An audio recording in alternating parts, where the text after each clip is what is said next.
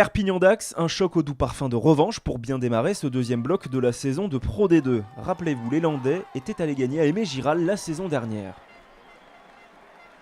Ce qui explique peut-être ce visage fermé de Christian Lanta et Perry Freshwater, deux des entraîneurs catalans.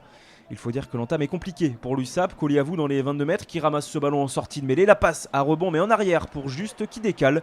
Julien de Chavannes est le premier essai landais après 57 secondes de jeu. Patrick Arletas fait également la moue en tribune. Son équipe est menée 5-0 puis 5-3. Pénalité de Bousquet qui réduit l'écart et Perpignan qui met la main sur le ballon avec Écochard qui joue vite cette pénalité. Le relais pour Acebes stoppé à 5 mètres de l'embut landais. Ça va vite au sol jusqu'à Selponi. Le relais pour Piukala qui décale Mafi. La percussion sur Essava de Laï. Plus qu'un mètre avant l'embut d'Aqua. Le ballon est ralenti dans le ruck alors Gert Müller s'organise pour mettre une nouvelle couche au ras. Il est stoppé à quelques centimètres de l'embut landais. Suivez alors Genesis Maméalé Malou, le numéro 8 qui en puissance va planter le premier essai catalan ce soir.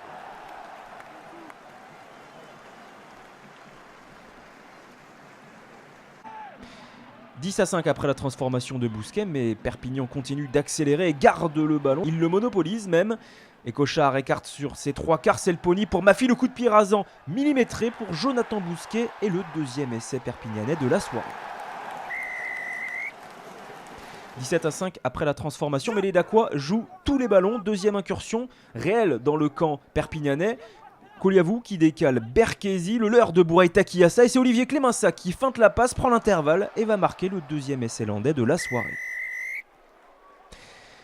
17-12 puis 20-12 à la pause. Perpignan qui mène sur ce score après une nouvelle pénalité de Bousquet.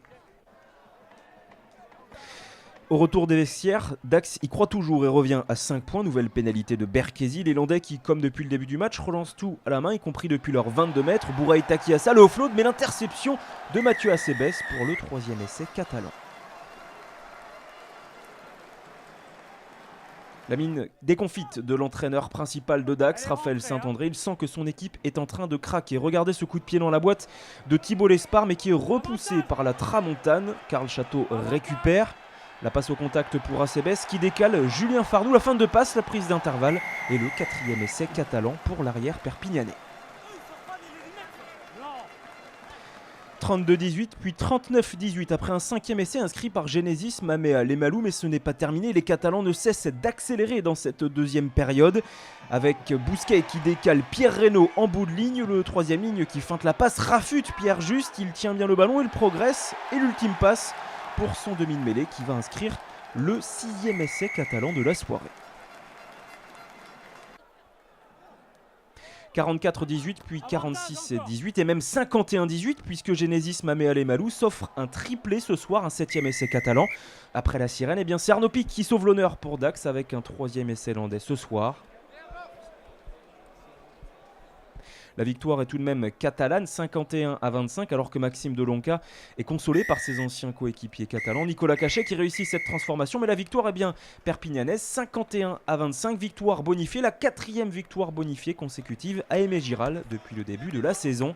Perpignan qui devient provisoirement leader du Pro D2.